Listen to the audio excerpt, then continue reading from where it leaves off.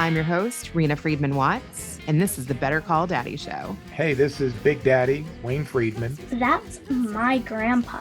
Grandpa, you ready for more daddy drama? My dad is my number one hero and number one fan. And I'm a pretty cool dude. All right, season 4, baby, here we go. More stories you're not going to believe. And maybe you will after you listen. 5 stars. 5.5 stars, 2 thumbs up. You are a pretty cool dude. I love you, Mommy. Don't stand on the table and damn the public. You'll get some words of wisdom to live by. Here we go again. Better call Daddy. You know what your problem is? You like me. Yeah, I do. Each week, I interview a guest, share the stories with my dad, and then he weighs in at the end of every episode with his wisdom and wit. Hey, Grandpa. Everyone from influential players to inspirational fathers, and of course, controversial people. Grandpa, my mommy's calling. Creating that legacy one call at a time. And welcome to the Better Call Daddy Show. Stay tuned. Where's the music? Better call Daddy 'cause he knows you best. Better call Daddy 'cause he's bringing the test. He sees possibilities. Better call Daddy, he'll be by your side. Better call Daddy, you're the apple of his eye. He sees possibilities. Oh, you can be.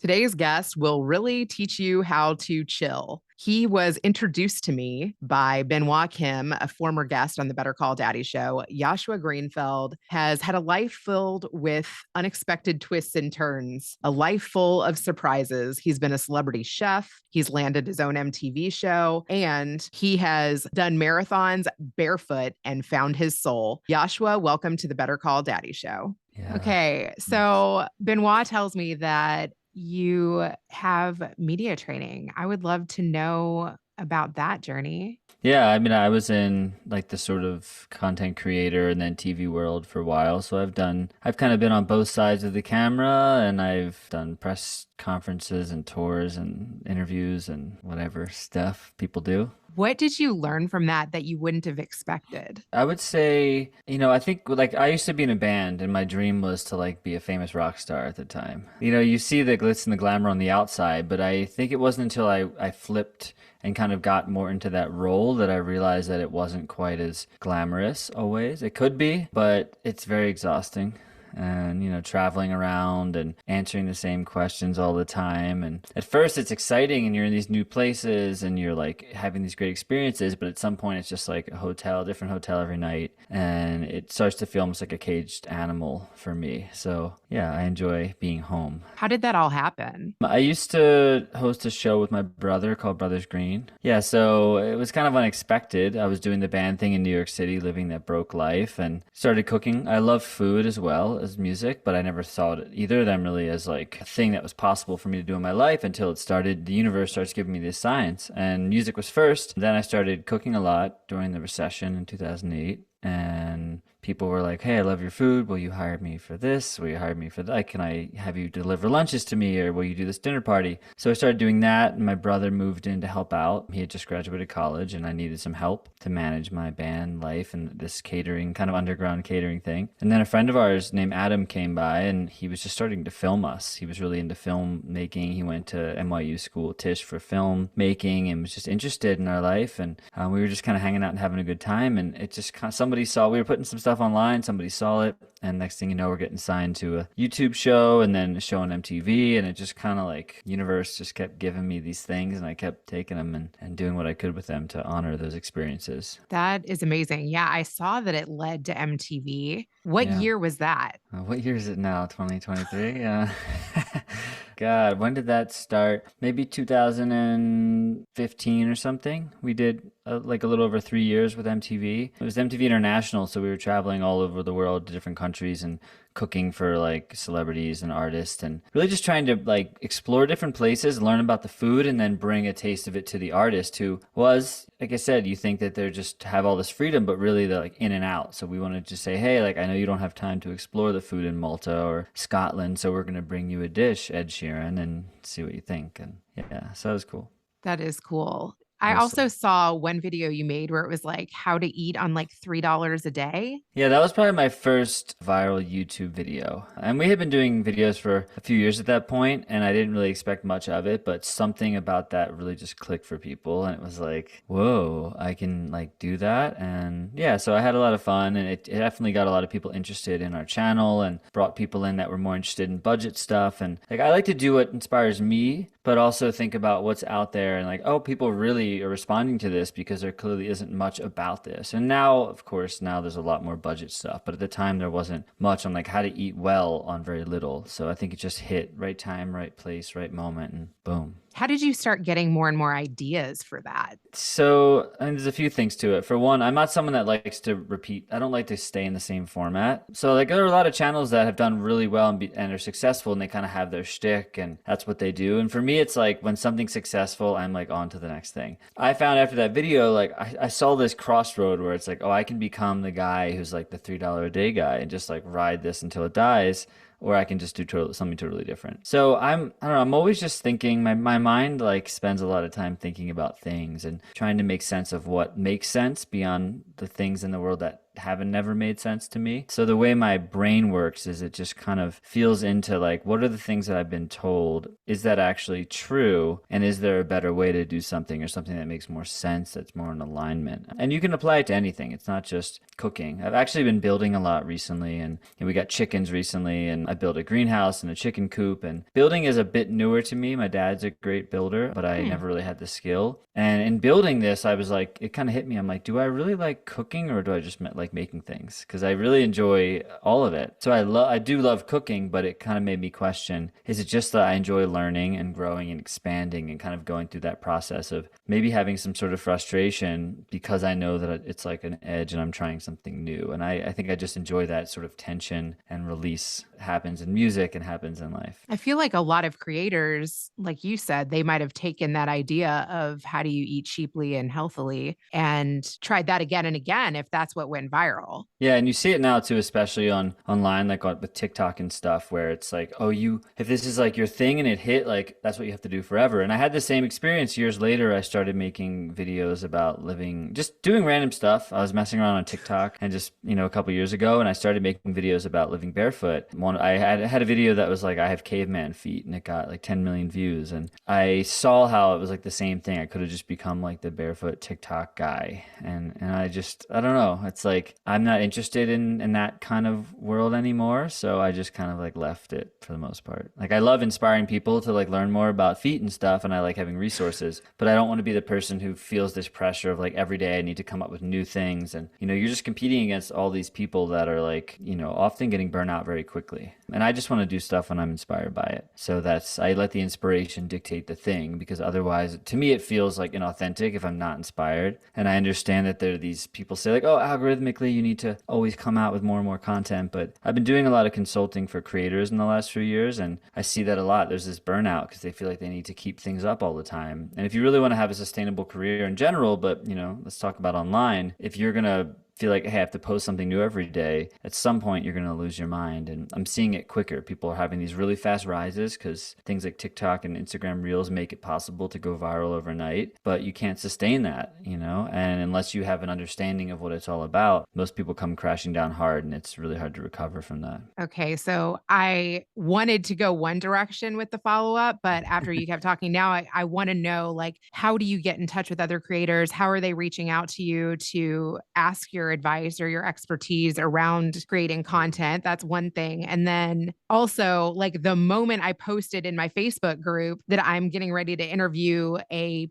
poster child for barefoot running, because that is something that you kind of did become at one point. I got a lot of feedback there, which I'm sure you get all of the time. And I want to read some of that, but let's talk I'd love about to hear that. Yeah. I call a it little bit of the feedback, creator but stuff. Yeah. The feedback stuff. yeah, well, we can start, we can go in any direction, but in terms of where I get stuff from, where people find me, it's a lot of times just through conversation. I'm still online, and I have like a website, youenjoylife.us, where I have a little bit about my consulting services, but I'm not trying to actively push it out because I only like to work with a few people at a time. I find I already have, one like full on client, and I have other people that I work with, sometimes like hourly and sometimes more in big projects. And I just enjoy doing that. It's just something that I find. So sometimes it's even just like mentoring people and really helping them have a sense of like, oh, this is something you want to do. You really feel passionate about sharing your message online. There are a lot of people that will consult and tell you about statistics and the algorithm and all these things. And I know a lot about that. But for me, the main focus is like the mental health side and like the more sort of how do you understand what it means to be a creator and how do you do it without losing your damn mind. And people just find me. Maybe I have a friend who's like, oh, you're getting into this, you have to talk to Yash and da da da da, and it just kind of spreads like that. Yeah, I appreciate that.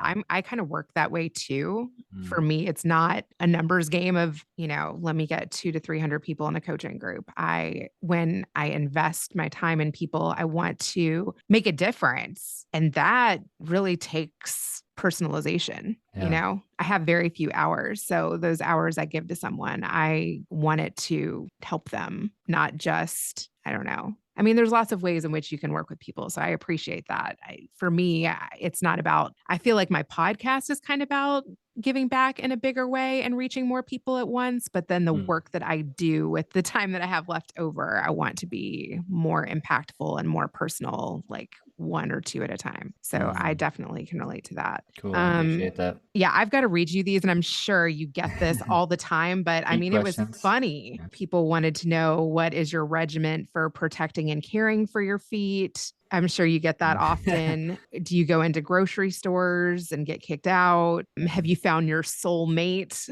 Yeah. Well, I'll Lots of start plays with. on words, right? Yeah, it's actually interesting. So many people talk about the soul. Like, is the soul real? Where's the soul in your body? And I'm like, well, think about it. The sole of your foot, it's the thing that connects us to the earth. It's already called the soul, so maybe that's where it is. Yeah, a few things. Grocery stores, I have been kicked out many of times. There's one grocery store that lets me go in barefoot, so I tend to go there. Otherwise, like farmers markets, farms are never a problem. But the one market that lets me go, there's a few, employees there that don't know. Every once in a while, they'll be like, you can't be in here without your shoes. And then I have to have a conversation with them and explain. I've talked to the manager and it's a whole thing. And usually people, they may be a little bit grossed out at first, but once you have a conversation, it makes sense. Because think about it, like I've been kicked out of a grocery store before and someone's like, oh, it's not hygienic. Because I'm like, why are you kicking me out? It's like, not hygienic, but who is it not hygienic for? If anything, it's for me. People are walking in with shoes, trampling all kinds of stuff. And actually, most shoes, they take in so many more germs in your feet. Now, because I'm barefoot, I'm extremely aware of my feet. And this answers the question about how do you take care of your feet. I don't have a specific practice anymore. My feet are quite tough. When I was first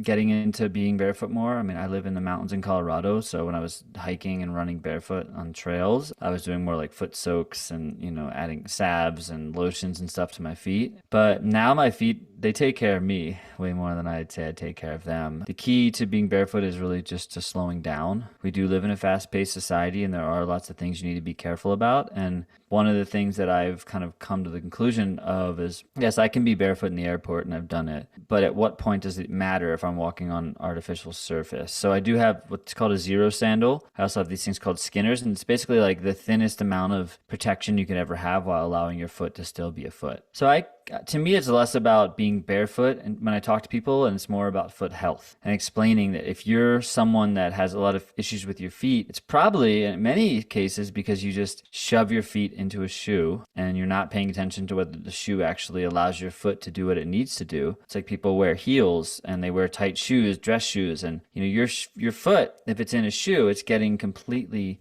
scrunched. So you see people's feet that wear shoes all the time, and oftentimes they mold to the shoe and they end up looking like this, whereas my feet are much more, let's see if I can get these things up here.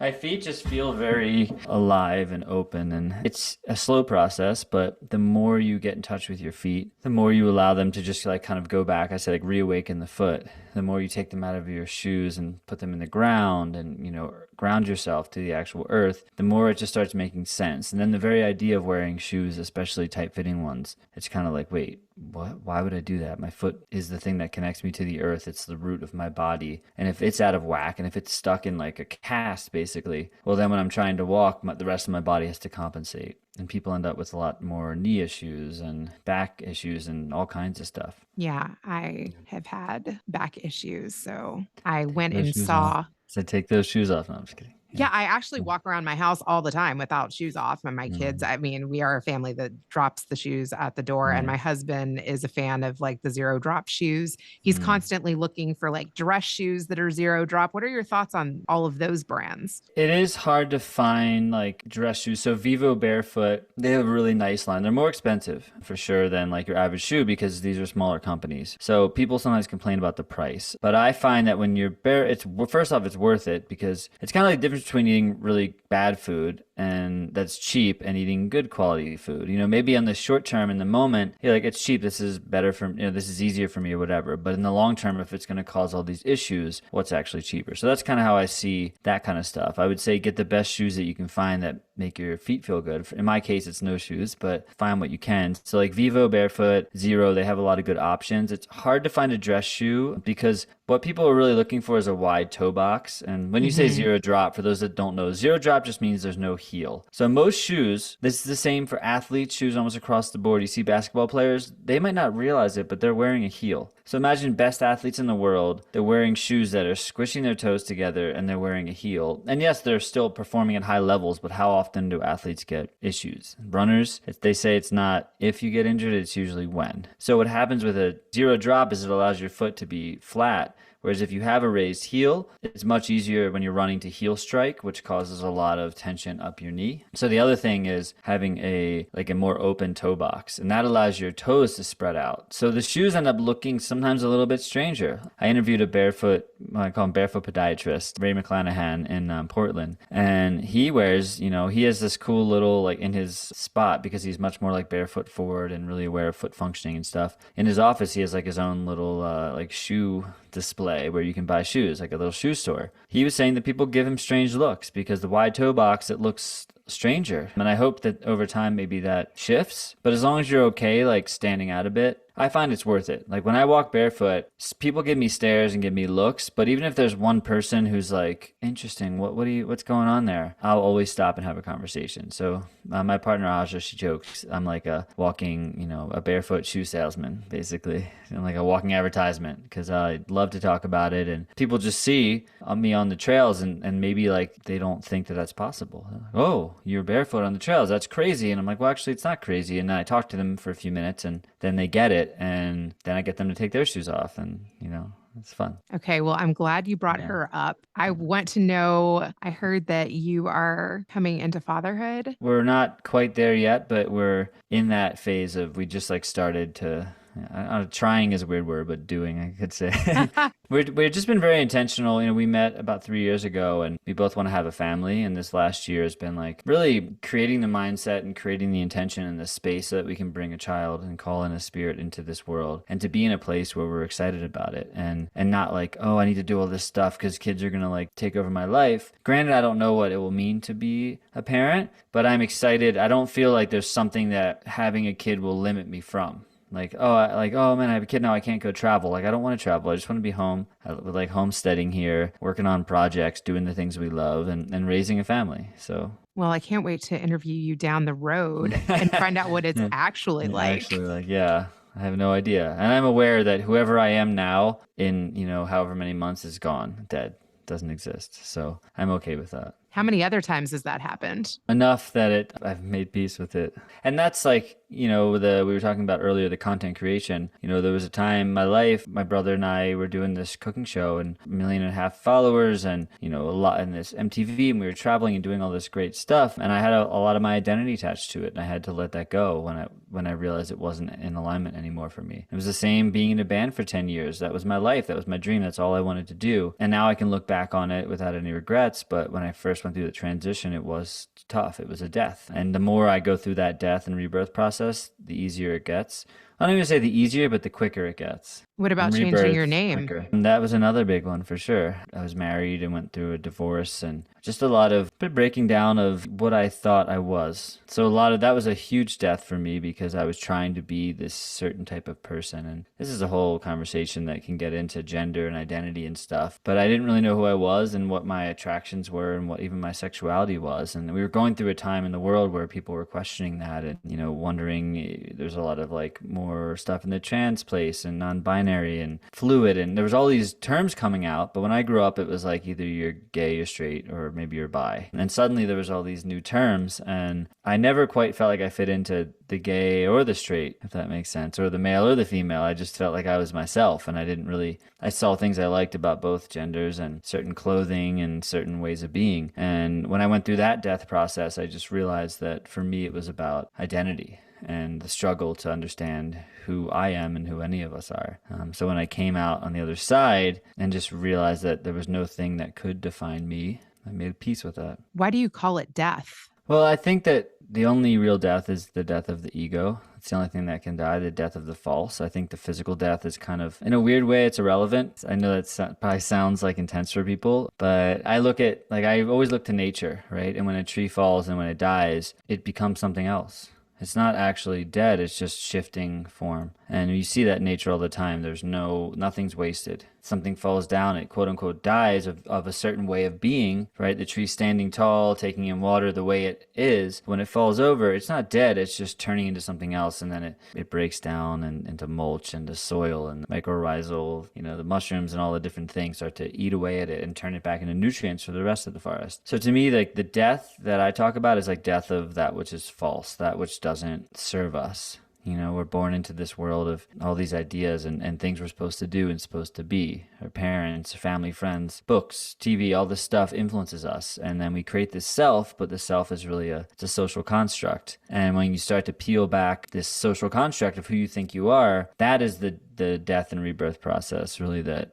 seems to be the most important. And there's different words and everyone has different meanings, so I cautious to get too caught up in the actual words of it. So when I say ego, it might mean something to different people, but when I say ego, I just mean that which you think you are. When you realize that you're not that, you can't really be defined by anything, well then there's a new journey that you're on. That's the rebirth. How did your parents respond to that? At first, I think pretty confused, but my mom went through her own process of that too. Around like a little bit after I did, we actually had a really intense conversation. And this was when I was in my 20s, maybe mid-20s, over 10 years ago, about 38 now. And we always had a really rough relationship. And I feel comfortable sharing this now because of how it shifted. But her and I just never got along. She had a lot of her own insecurities and issues throughout her life. And so when she had me as her first child, I had a lot of energy. I didn't want to just sit in her lap like all her friends' kids. And I was running all over the place. And she internalized that and really thought that I just didn't like her and I hated her and took a lot of her own projections out on me. So we always struggled, and for most of our life it was just tension. I never felt like really like that like deep love that I saw a lot of my friends have with their mom, where it's like hugging and kissing and I'm here for you. I'd never felt that with my mom. It was always sort of like this kind of stay away sort of thing. And one day after some things transpired, I was finally able to express this in a way that she understood. And there was a lot of crying and it was a big thing, but she finally got it. And I pretty much told her that the things that she didn't like about her mom were the same things that I didn't like about her. I'm like, the hair on my arms is Yeah. totally raising. I can relate to this so much. Oh my God. She said I told her she had no integrity, but I feel like that wasn't a word I would have used back then. But the way I was expressing that, I just didn't trust her. If she would ask me things and I would say it in confidence, and then I hear her talking to her friend about it on the phone later. So I just never trusted her. And something about this got through to her, and it really was a big spawning of her own spiritual awakening. And now like that's all she cares about. Like her life is like doing the work and putting in the time and being quiet, and she's like really downsized a lot of her relationships that weren't serving her, and she's very like real and like cut the bullshit and let's just go for it kind of thing. So now she gets it, and she, we've developed a much closer relationship because these are the kind of things that we talk about. Wow. But I will say, just like, I never thought that was possible. And if I share this out of like hope, and I know my mom like loves talking about this, and she's like, you need to get the story out there because there's a lot of people. She works with a lot of parents and kids as well that are in this same situation. And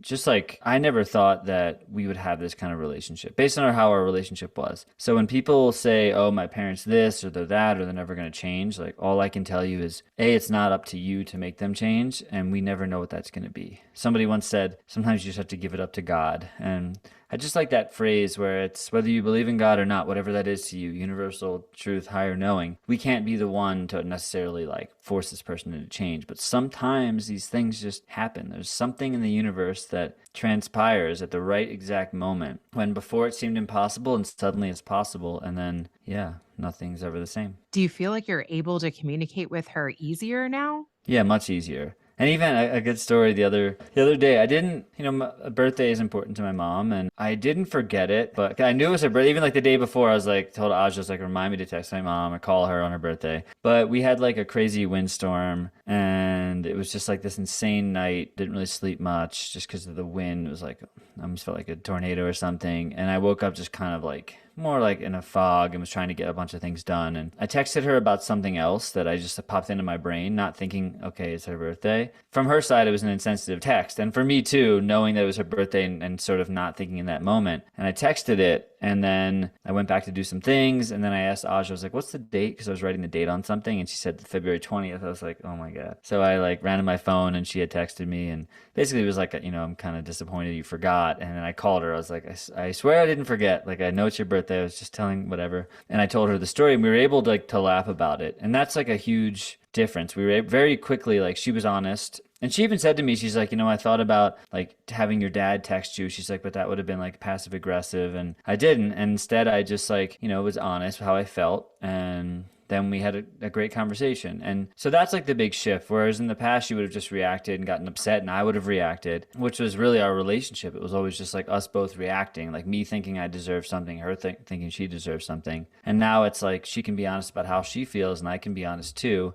not take it offensive. And then we can actually create more connection through that. So that's been really awesome, which I know is maybe rare for parent-kid dynamic, but it is possible. What do you wish she would have been like growing up? Like, what do you wish she would have kind of tried to say? I mean, there's of course, on the one hand, it doesn't matter because like everything serves its purpose. But when I think about like how I want to be as a parent and what I can take and not bring into my kids, is just being more patient.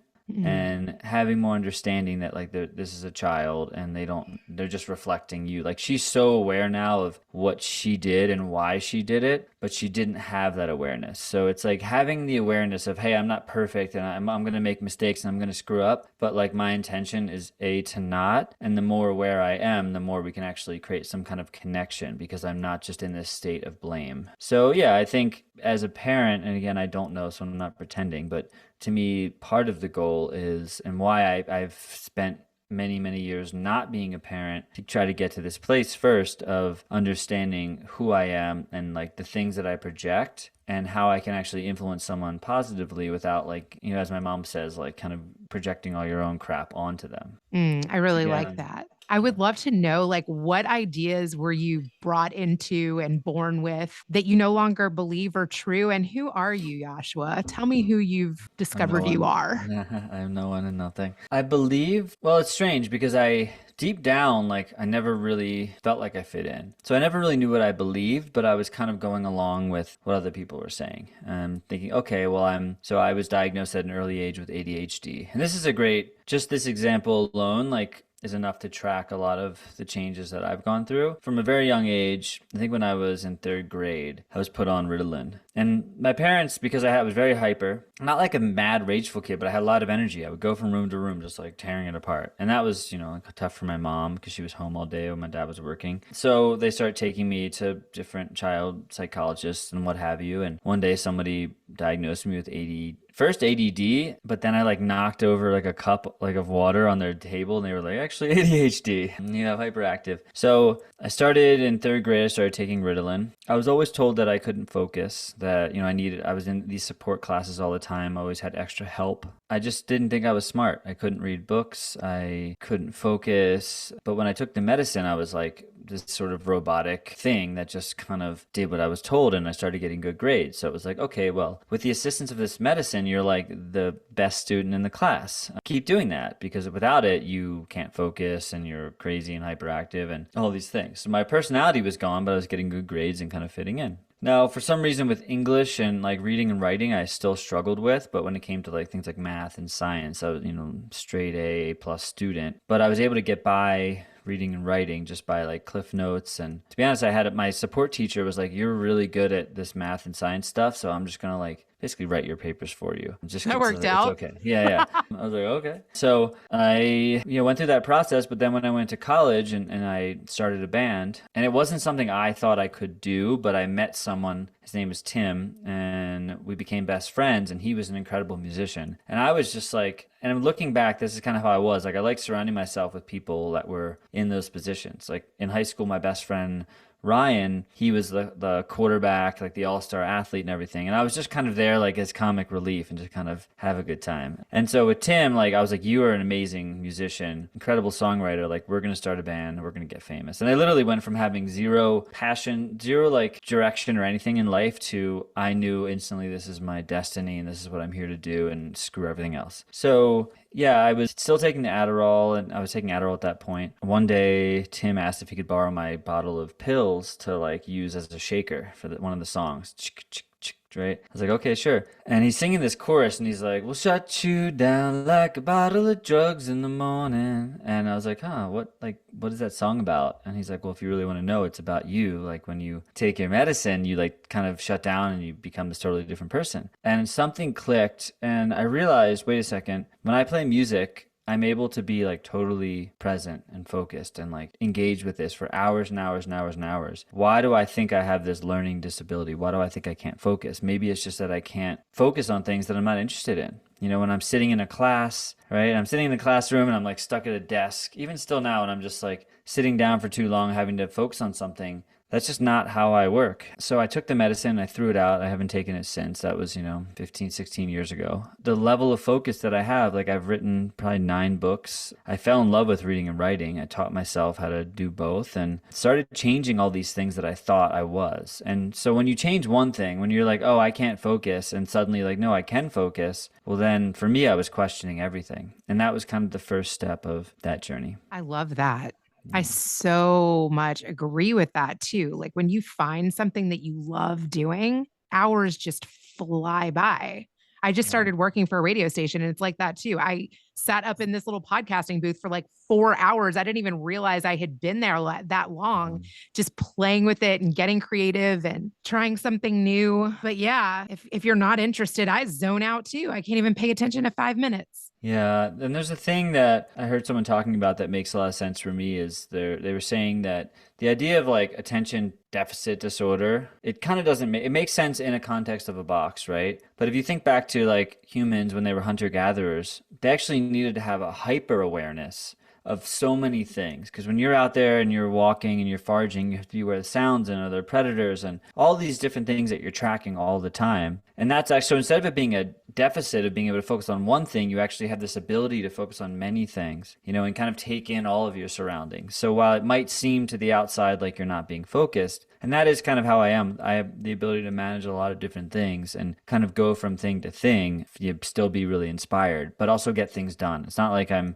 just like lollygagging around. Like I put out a video recently, like how I manage like 1 million food projects. Because if you look around my house, I'm sourdough, sauerkraut. I'm making sake and wine and beer and fermenting cheese and fermenting, curing sausages and growing plants and stuff everywhere. My brain is able to track all of that and be present with each thing. Okay, let's check on this. How's the miso doing? Cool. On to the next thing. Yeah. So I think of ADHD as, if not that I consider myself to have that, and I don't tell people like, "Oh, I have ADD" anymore. But if anything, whatever that thing is a superpower. I think it's amazing that you haven't taken meds for that long. Did you ever miss them? No. I once, a couple years after I stopped taking them, I was at a party once and someone was like taking Adderall and I took some, and oh my, I couldn't believe how crazy it was to experience that, to feel that. I was like, I can't believe this is how I was for so many years of my life, and I will never take this again. And I don't want to say that I know what I'm talking about and that people shouldn't take their meds and throw them in the trash. We all have our unique journey to follow. All I'm saying is that if you feel like something is off and you feel like you've been this person for a long time, and and somebody from a young age said, you have ADHD, you have to take this medication, but you don't feel good on it, consider that there might be another way. I'd say, I mean, I'm also very much, there's only one medication that I take at this point in my life. It's a natural thing, and that pretty much is for any ailment or anything that I use. So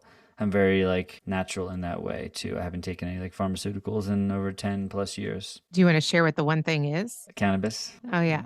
Yeah. So I grow it myself, and I love sharing it with other people. I just like growing it with intention, and I think it's just an incredible medicine. I think it's something that is very abundant, isn't beholden to any one specific way of being, or like there isn't, it's not like I've done other things in the past, you know, like ayahuasca and things like that, and there's a lot of beauty to the ceremonial space of it and, you know, the intention and stuff. But what I like about cannabis is it's like something anyone I think can develop a relationship with, but it's not something to me that's meant to be taken for a specific, like, hey, I'm feeling this, oh, try this strain. I think that a lot of the cannabis world has kind of gotten it backwards and wrong. So I just like to remind people that cannabis is actually something that works with you, and you have to learn how to work with the medicine. We can't just say, oh, I'm feeling anxious. Oh, cool, try this strain of cannabis. It will make you feel less anxious. I don't believe that. Do you think it has any negative side effects? It can. I mean, anything can. I think it has the least amount of negative side effects if used intentionally. But if you're smoking weed all day, it might. I mean, Bob Marley seemed to be okay with it and,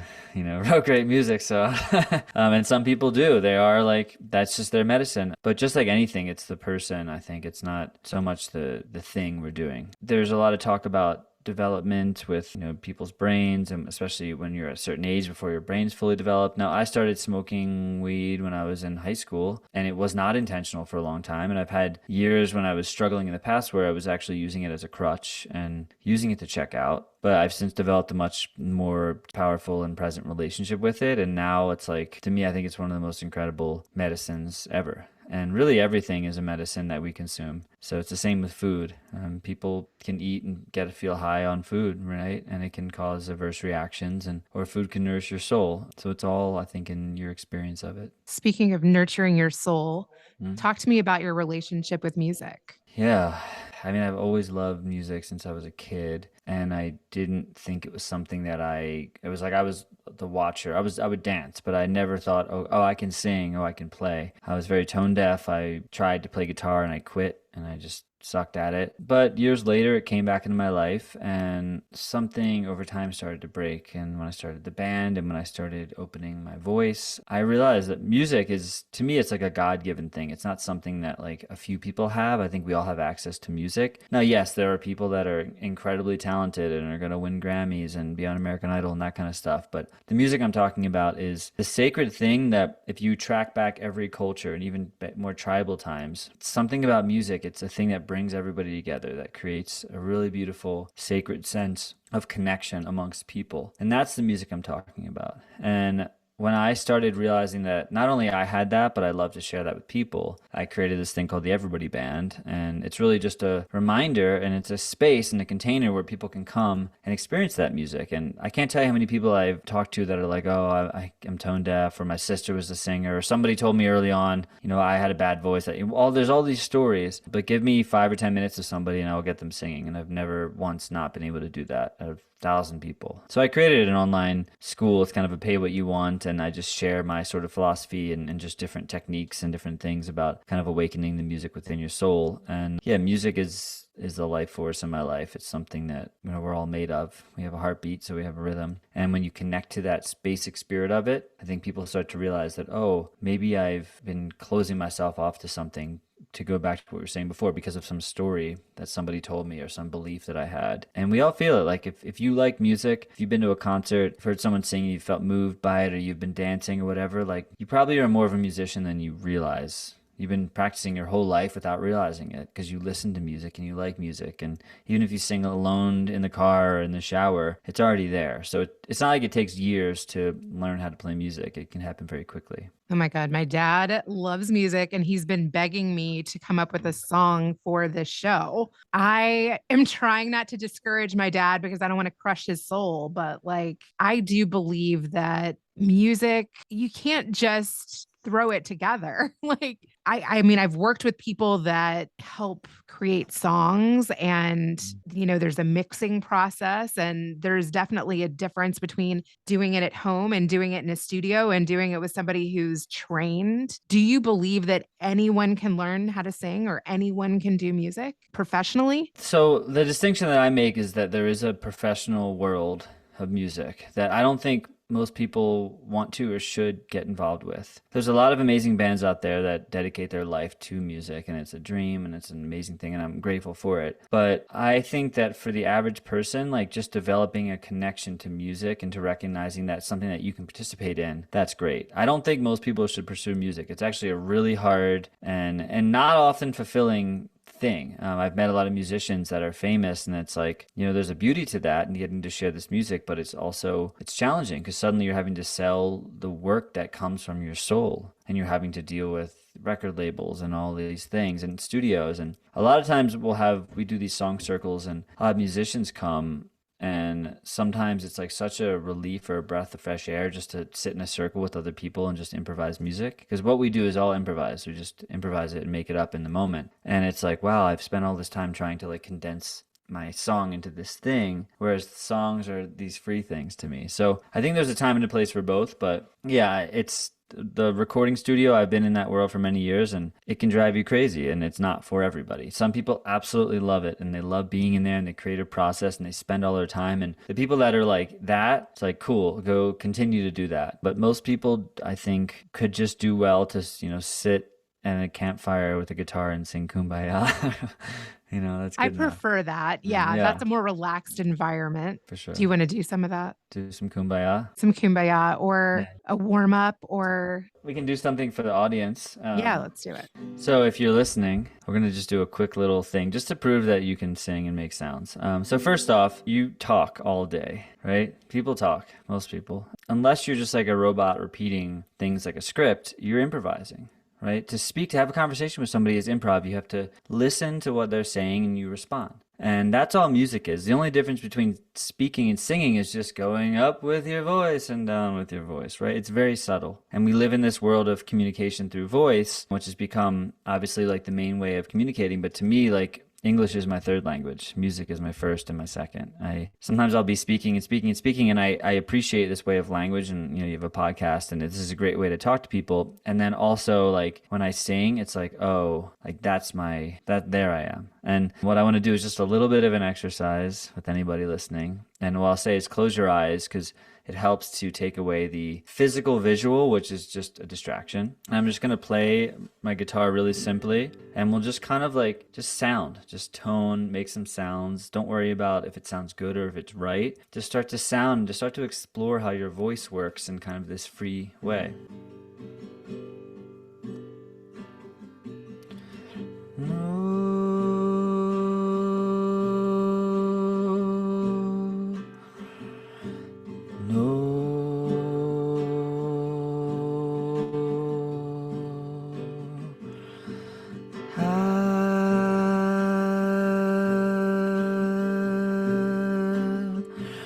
And low.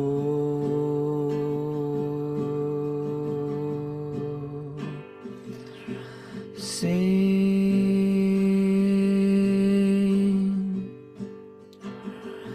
your soul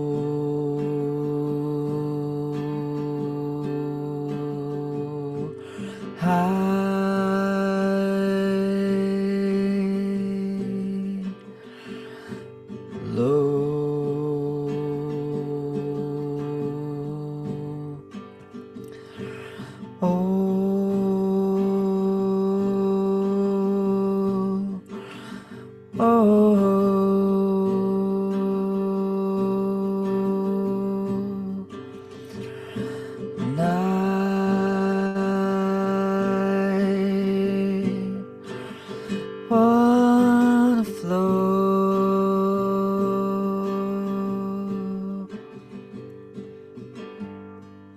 It's really just that simple. If you have a voice, you have a song. If you have a heartbeat, you have a rhythm. I love that. That is so relaxing too. Yeah. So every morning, Aja and I wake up and we have this thing called a harmonium, and it's almost like an organ, but it's you pump it and you play notes, and we'll just tone, and it's like it just creates like a big sound, and we just take 20 minutes to just open up our voice and just tone. And I find that after I do that, my voice just feels so much more connected. So that way, when I do go out in the day and I'm talking to people, I feel a deeper connection to my voice, because the voice is a thing that allows us to really communicate and to connect with people. So if we're in tune with it, it just makes it that much easier to be confident in our speaking, to be present in our speaking. And I think that for someone like me, I grew up having this idea of being tone deaf, and I thought I couldn't sing, and I had a very weak voice, and I mumbled. And when I broke free and opened my voice up through music, and mushrooms were supporting that as well at one point, and also cannabis has been a really big help with that. Again, you don't need any of these things, and I've done it in many different ways, but I found that when I started to open up and change my voice, I realized that even my voice was an identity, right? And I can talk like this and go somewhere and be this person and tell, and I can talk like that. And if people don't know who I am, maybe they'll think I'm silly or something, but they might think that's my voice. And if I were to speak this way long enough, that might become my voice. So when I realized that the voice wasn't this consistent, solid thing, but that it actually could change, and that I didn't have to be this sort of quiet, shy, mumbly kind of person, and I started learning how to breathe and find the power in my voice, I was like, oh, okay, well, I'm not defined by that, and I can actually start to tap into what my voice actually is, and it changed a lot in my life for me. I want to know what you haven't changed, because to me, it sounds like you've changed a lot. What hasn't changed? I don't know. That's the beauty of life, is being on that journey to figure out who we really are beyond what we were told we've been. That's the thing I've spent the most time on, and every day I'm still looking at. And there's a lot of people out there that are looking for things like they're seeking, enlightenment and trying to figure out what that is. And to me, enlightenment is actually a very simple thing that I believe most people go through at some point, but because they don't know what it is or they don't have the support, that they push it away. And so here it is. This is my own experience. I'm not saying this is right, but this is what I know to be real. I went through a bad depression when I first moved to New York City. I kind of hit this place of life is empty and meaningless. And through a series of different events, I found Buddhism and teacher through some books that I felt really resonant with. And at first I felt like, okay, life is this empty, meaningless, pointless thing. And then I started reading some things that actually made me see that it was like the Buddha. He came to the same conclusions, but he had kind of this beautiful spin on it. It was like, well, if life is empty and meaningless, you can create whatever you want. And what I started to see was, because everything was conditioning, that awakening is just recognizing that. Awakening is waking up to the true nature of who you are, which is undefinable. And when you realize that, then you spend the rest of your life adjusting to this new reality where you're not any singular, solid, defined thing, but you're limitless and infinite. And from that place, anything's possible. You can learn anything, you can do anything, you can create anything, because you're in a different way of being than you were before. I used to think life was happening to me, and that I was just kind of trying to survive and hoping that the girl liked me and hoping I got good grades and whatever. And then I was like, no, there's this divinity that's always there. And when I sync up with that, then I'm being divinely guided and things make much more sense. I'm not trying to figure it out and trying to force stuff. There's a natural rhythm and a way of that everything works, just like music. There's a natural rhythm. It's always there. When you sync up to it, you don't have to generate it. It's like you don't have to be the one generating the rhythm. It's already there. Just sink into it. And then your body's like, oh, so if that made sense. Have you synced up with your dad? I know he's a podiatrist. Podiatrist, yeah, it's a good one. When I started doing the barefoot stuff, so my dad and my sister is also a podiatrist too. So they were like shaking their heads like, oh, you're out of your mind. But, my sister comes from more of a younger, like newer schooling, newer way. And as they've seen, like when I ran my first and only marathon barefoot in the mountains, they thought I was crazy. But I did it and I survived, and my feet only got stronger because of it. So the more I awaken my feet, as I like to say, and the more I grow in this way, I see my dad gets more and more interested. And so that's been nice to kind of connect on that. And he's also in a space of being much more open and really like going internal and meditating and reading things like Eckhart Tolle and that kind of stuff. My mom's definitely been an influence on him. But what I like about the foot and the shoe is it's a perfect analogy for this awakening process, where let's say you spent your life wearing a tight-fitting shoe, and that's what you thought your foot was. Your whole life is just stuck in this shoe and it's sweaty and it's smelly and it's uncomfortable, but you're like, well, I was told I need shoes and this is just the way it is. And this is the shoe that's put on my foot. And then one day you take your shoe off and you put your feet in the ground and you're like, oh my God, this whole time I've had this incredible thing in there. And maybe it's like a seed that needs, it's a seedling coming out of its shell. It needs some nursing, but if you give it the proper love and care and attention, it can blossom into this beautiful flower. And that's kind of how I see the human experience as well. The ego, the personality that is on us is uncomfortable and weird. And then when we take it off, you can put on any costume you want. What about injuries? With my feet? Yeah. Just like anything else, I've had injuries, nothing bad. And I'm surprised how quick my feet heal.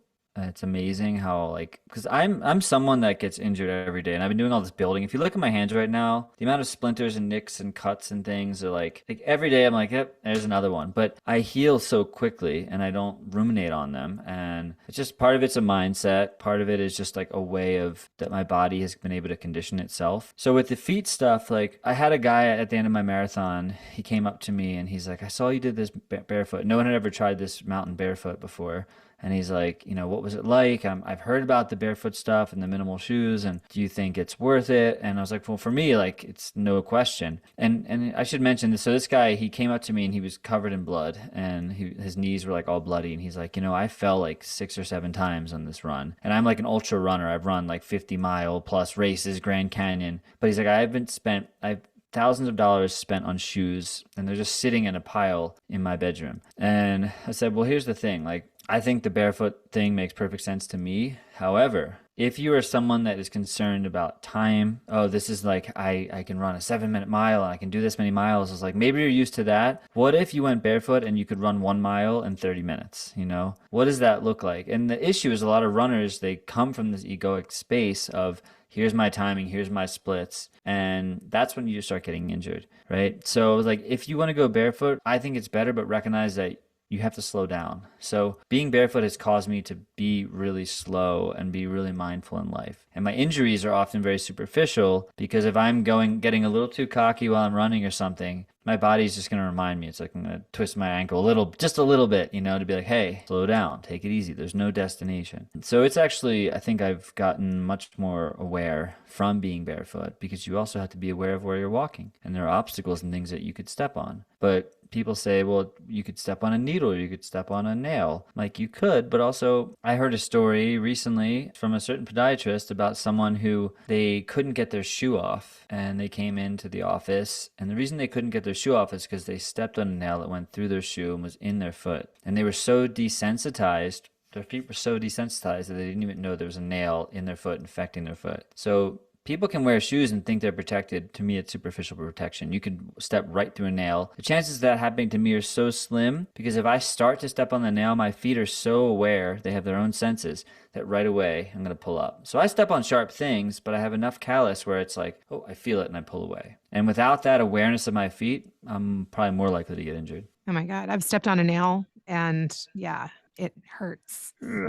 Yeah. It went right through my flip-flop at camp. That's it, right? It's there's no, I think it's easy in our world to kind of polarize things, whether it's Democrat, Republican, or barefoot, not, everything is you're this, you're that, but there's this insanely huge spectrum that's infinite. So any choice you make, not all barefoot people are the same. We're not all dirty, smelly hippies. Some of us might be, but we're different because we all have a way of doing things and we all have a way of figuring those things out. And to me, being barefoot makes sense. I've met people that are I joke about the dirty, smelly hippie thing because that's I grew up being my dad was a big deadhead and I was into fish and into that world and loved that. So people assume I'm just a hippie, and I'm well, there's things about hippies that I appreciate, and then there's also things that I appreciate about all kinds of people. Okay, so Yeah. you're a dirty hippie like your dad?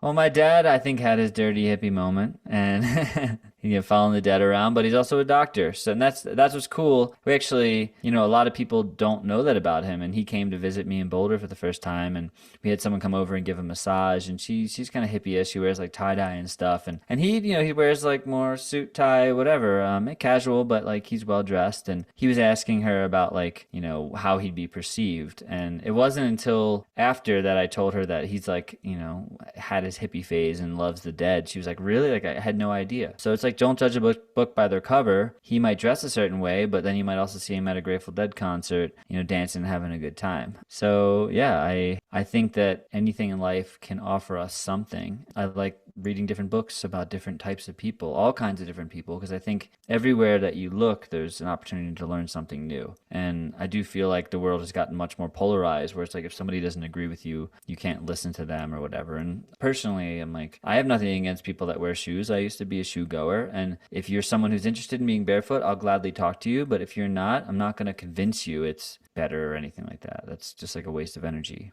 It's like, you do you. Yeah, I think my dad will definitely appreciate that. I don't know if he'll try it, but my husband does lift with no shoes. So, speaking of gaining wisdom from everyone, is there anything that you would like to ask my dad? Yeah, well, as a dad, I would just love to know, like, I'm so curious about this experience transitioning from being just like a person to being a parent. I always look at my dad and I'm like, how did you how did you learn? You seem like such a dad, such a parent. So I'm just curious what his transition was like and if there were certain things that were really helpful to him along the way. There's my cat. Yeah, you're a parent to a kitty. So Yeah. that's taking care of someone. I mean, taking care of anything is very challenging. Yeah. Learning and patience for sure. I really definitely think that those are the keys. I mean, as a parent, I'm a mom of 4. I pray for patience daily. Wow, that's amazing. I can't imagine. Yeah, Doing everything you actually, do. when you were talking about advice, kind of advice that you would have,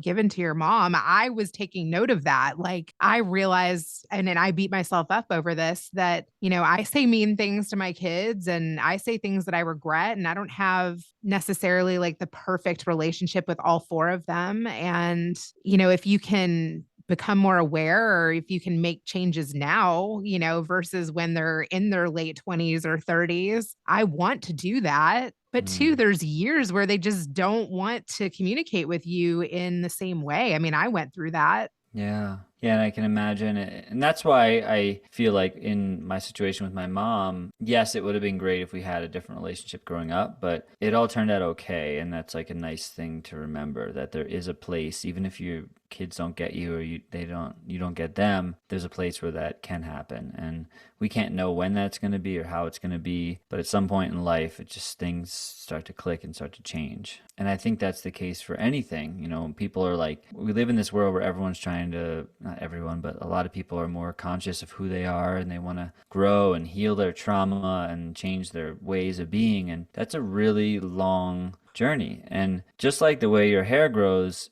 you don't notice it, but somebody hasn't seen you in 5 months and it's like, whoa, and that's kind of how I see like the healing journey is. We can always be like looking for these gigantic, massive healings and changes, but it's such a subtle thing. And it's usually not until we look back that we're like, oh my God, I can't believe that. Whether that's healing your body or even learning an instrument or whatever it might be, when we can enjoy the process as much as possible and trust that process, when we look back, things are like, wow, I'm glad I put in the time because now it's worth it. I actually think that is a beautiful part of creating content as well. Because in the beginning, oh my God, much less polished and much less aware of what I was putting out there. Sometimes I look back and I'm like, oh my God, that was way oversharing. Or I can't believe I showed up on camera like this. But the more comfortable you become and the more that you document, it's really great, I think, to look back at. Yeah, and I admire that now about the way people can share. If you look at things like TV shows, it's like you got to get it right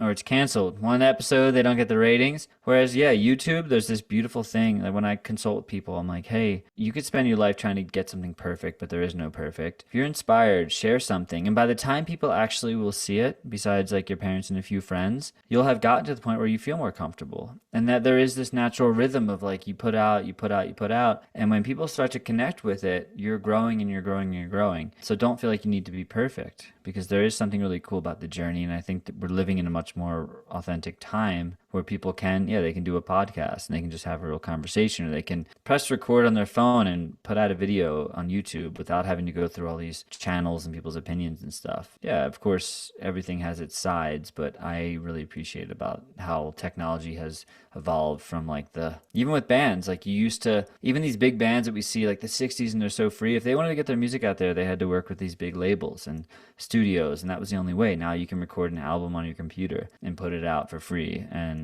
that's crazy. Yeah. What's the dream next for you? I mean, we live in Colorado, and honestly, just doing this sort of homestead family thing. I'm trying to learn as much as possible about what it means to grow all of our food and be more self-sustainable. And I've been in that world for long enough where like I see the beauty of it and I see the connection to it. And to raise a family from that way is nice. So I don't have any, that's the thing about kids, like maybe because I spent these last years doing this dream stuff, like I don't have any big like career dreams or ambitions. Like it's, yeah, even with the Barefoot thing, it was like, oh, here's an opportunity to be that guy. And I just was like, yeah, like I like inspiring people, and I wrote a book about it, and I give out all my books for free on my website, and I like sharing things, but like I don't have any attachment to how they turn out or where I end up in that way. I just like inspiring people, and we do private retreats at our home. People come and stay with us, and I enjoy sharing the life that we're living. And it's like, hey, let me just share what we're doing, and if this inspires you to learn something, great. Go like share it with somebody else. Okay. If this inspires people to want to come to your retreat, what's the best way to stalk you online?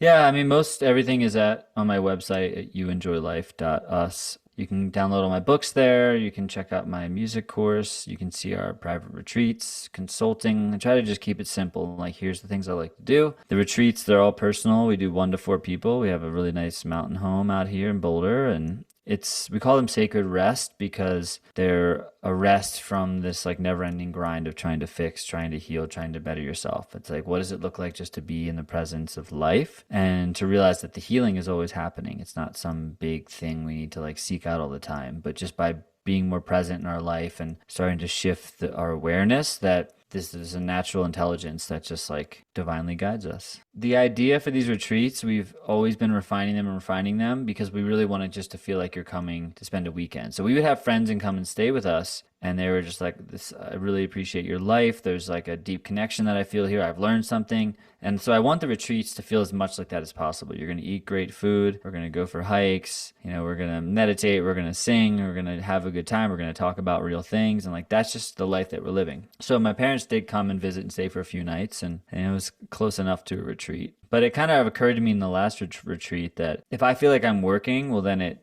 should feel, in a weird way, it should feel like a retreat for me as much as it is for them. Yes, we're aware of them and we're bringing them into our life. But if I'm like in this state of trying to work or trying to give them some experience, well, then that's going to come off kind of strange. So I was like, we just need to be on our own retreat too, just hanging out. And it really felt like that. It was just like hanging out with a friend, and she had an amazing time. And yeah. Well, I give it to you because whenever you put on a party or a retreat or an event, if you can actually enjoy it yourself, then you've done well. Yeah, that's the goal. Yeah. That's not easy to do.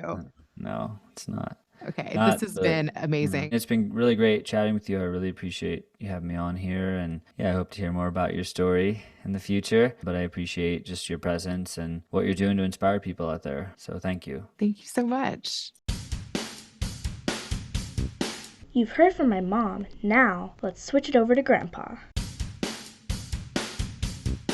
All right. So that was an interesting episode with Yoshua. Well, Joshua is really, by my definition, he's always wants to be chill. He wants to be like on ice. He wants to be cool, but not in the sense of where he's trying to prove something to anybody, but he wants to be able to feel relaxed at whatever he does. He wants to be able to do it at his own pace. And maybe that's a lesson for all of us, is that if we put pressure on ourselves and we have to ascertain certain things at a certain time period frame, we put unnecessary pressure on ourselves where even if we're performing well or doing well, that's how you get burnt out because you're straining to do it. Why not do it relaxed? Why not do it where it's comfortable? Why not do it where it's smooth and easy and take your time at it? Think about it and not have to be like in a 2-minute drill. But yet other people, when they put themselves in the 2-minute drill, your father included, it seems to set my adrenaline flowing and it rises me to a higher level. Some people play actually better or do better under pressure. But I agree with Yoshua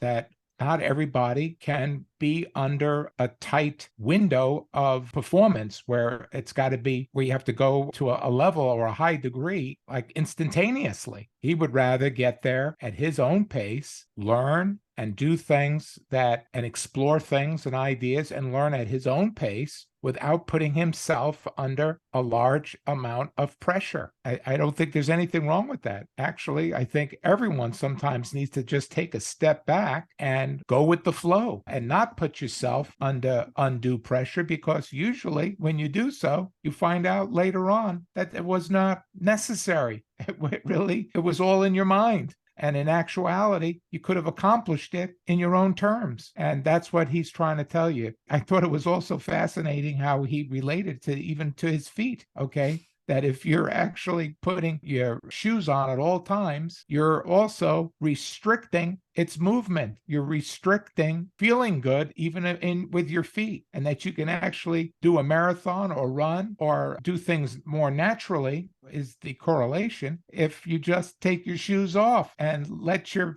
feet feel the ground. Your feet will adapt just like your soul and your person can adapt to real life, where don't do it in a manner that you have to restrict yourself. You do not have to restrict yourself as a person, and you don't have to restrict your feet. And your feet might even feel a lot better without any shoes on. And your life can feel a lot better without putting all these restrictions on yourself. And sometimes society does that in the institutionalized world that we live in, is that everything has to be done a certain way, and not everyone can adapt to these type of perimeters. Set your own pace, be your own person. It reminds me of some of the most accomplished martial artists, how they're able to just throw somebody to the ground and make it look super easy because they're so relaxed. But the ones that are just starting out, they try to muscle you to the ground. They're using a lot of unnecessary energy. And that's what he's trying to also say, is that all of this restrictive behavior that you put on yourself, all you're doing is banging your head against the wall. It's not really going to get you anywhere. And when you figure out what you really love to do, make that part of your day, every day. Try to include something else so that you also don't just get focused in on just one thing. He wants to explore many, many facets of life and visit many different areas of the world, but he wants to be able to do it where he's not force feeding himself, so he doesn't have to choke himself to death. I think these are all very valid points. It's called taking a chill pill, and he's number one at it. He knows how to chill. And by doing that, there's an attraction where other people see that he's really for real, that he chills all the time. And he makes that as part of his daily routine to stay chill. And this way he's able to overcome any pitfalls to life or any problems that occur,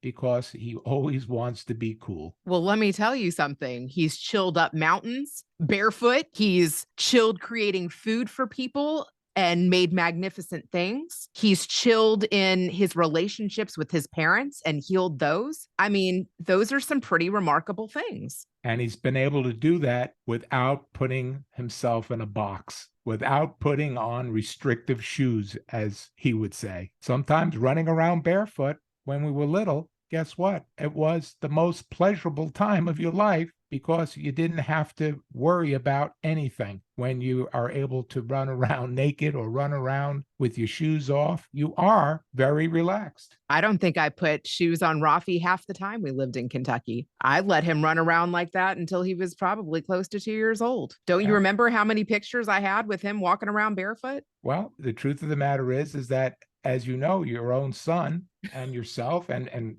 your dad included, we also like to be able to have our freedoms to be able to do what we want to do without being restricted. And if that's good for me and good for you and good for your son, guess what? That could be good medicine for everyone. He is now thinking about being a chill parent and living off the land and entering the next stage of life. Well, anything you would say about being a chill parent? And isn't that really what he's asking? He says, is that the right formula to being a parent? And the fact is that the answer is yes, because when you come home with a hard day of work and you bring that home with you, or your issues or your problems, and you take them out on your children, it will affect them, and not necessarily in the way you intended it to be. So to be a chill father or a chill parent, I think, is very good advice. And the number one thing would be is to have patience. patience is still a very big trait in being a parent, because children are at a developmental stage and they're not going to respond